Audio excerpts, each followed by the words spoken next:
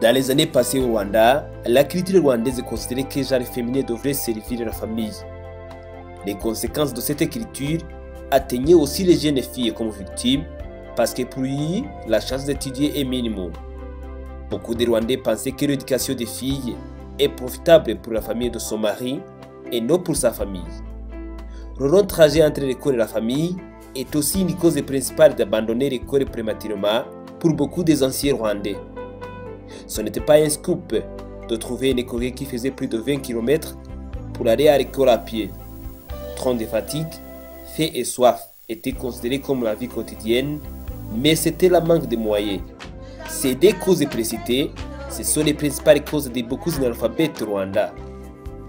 Aujourd'hui, il y a quelques Rwandais qui peuvent traverser les collines, aller chercher ceux qui peuvent les aider à lire ou composer les messages ou les SMS à ses téléphones portables. Ingaruka ndimo mpura nazo zuko ntize urumva sinazijutse neza.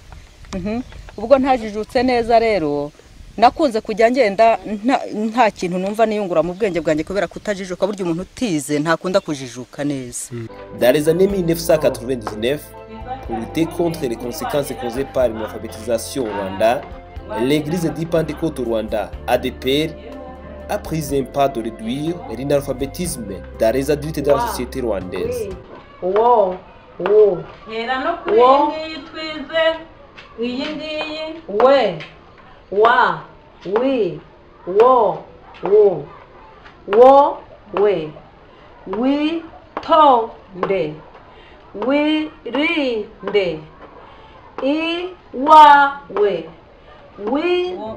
Aujourd'hui, l'église de Pentecôte au Rwanda, ADPR, a instruit plus de 642 035 personnes adultes au Rwanda, où la majorité sont des femmes et les filles qui étaient victimes de la culture africaine.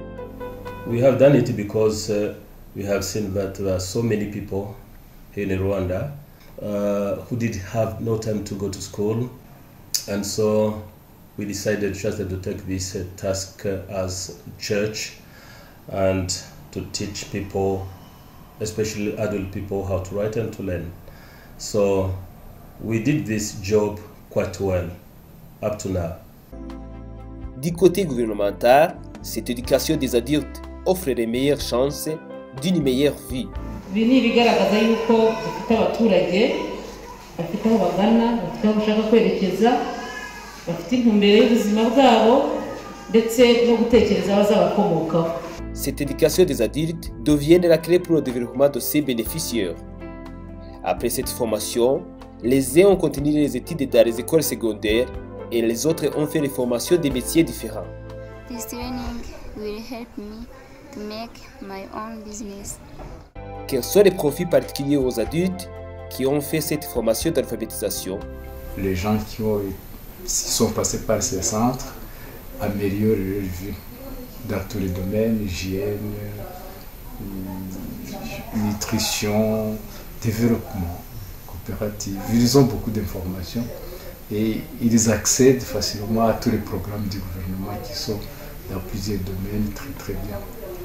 L'église de Pentecôte au Rwanda, ADPR, a comme objectif d'éradiquer l'analphabétisme au Rwanda. Ceci permettra aux Rwandais de faire un pas de développement durable et de réduire le nombre de grossesses précoces et non désirées qui constituent un obstacle supplémentaire à l'amélioration du statut de la femme et à son épanouissement du développement. If people from just other countries try to do as we do in our country, they will eradicate just illiteracy, and the people in those countries will be just productive.